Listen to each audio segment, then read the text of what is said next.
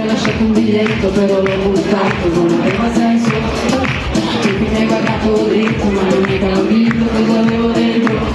Io te l'ho due dita in gola per buttarti fuori e ricominciare ancora.